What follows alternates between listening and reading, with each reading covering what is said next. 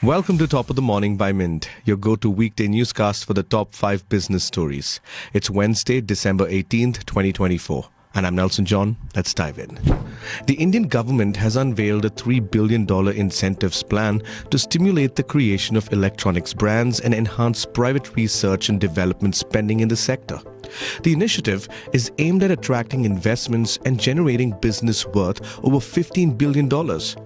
The goal is to shift from merely assembling devices, which leaves most of the profits to foreign firms, to manufacturing core components domestically and owning patents for commercially sold devices. Well, historically, local brands such as Onida, Carbon, Lava, and Micromax have struggled against international competition due to a lack of innovation. Shobik Das explains how investing in R&D could revitalize Indian consumer electronic brands by fostering homegrown innovation and enabling them to compete globally.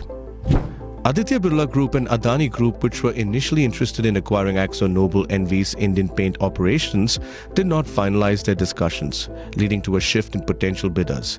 Now, Indigo and JSW are negotiating, potentially with private equity investors such as Warburg Pincus, TPG, Carlyle, and CVC, for a bid valued between $2.1 and $2.5 billion.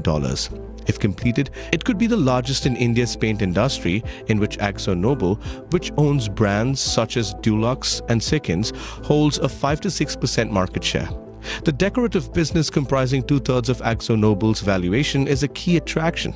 Anirudh Lashkar and Sneha Shah report. Pidilite Industries has proposed a share swap deal, while others suggest an all-cash transaction.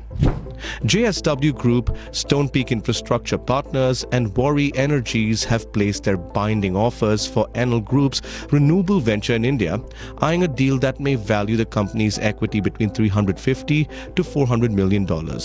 Tack on the debt, and we are talking of a total enterprise value north of $500 to $550 million. The assets in play include 760 megawatts of wind and solar installations that are already up and running, plus a promising pipeline of projects that could add another 2 gigawatts.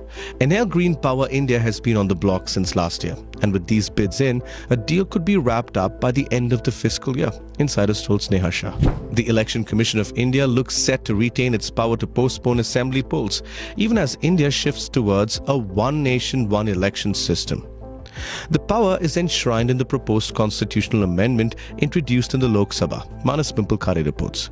The amendment aims for simultaneous elections across all levels of government, but allows the ECI to seek deferrals from the president under special circumstances, a change from the current rules under which the governor decides. The move to synchronize elections is aimed at improving financial efficiencies and reducing policy paralysis.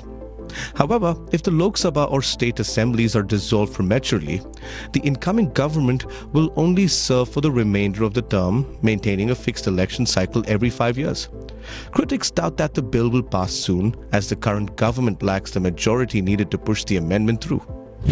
The Hindi version of Allu Arjun's Pushpa, The Rule Part 2, has been a blockbuster hit, crossing the 500 crore rupee mark and giving single-screen cinemas in North India a much-needed boost. However, cinema owners are worried. After the Pushpa 2 wave, there's no big commercial hit in sight for a while, and sustaining their business looks tough. They are pinning their hopes on Salman Khan's Sikandar, which is set to release on the Eid weekend in March.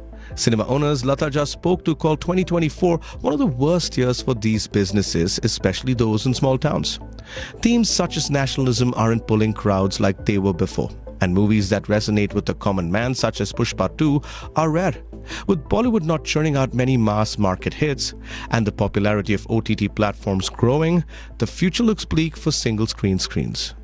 That's all for today. You can also listen to the Top of the Morning episode uploaded every weekday at 6 a.m. Be sure to check it out.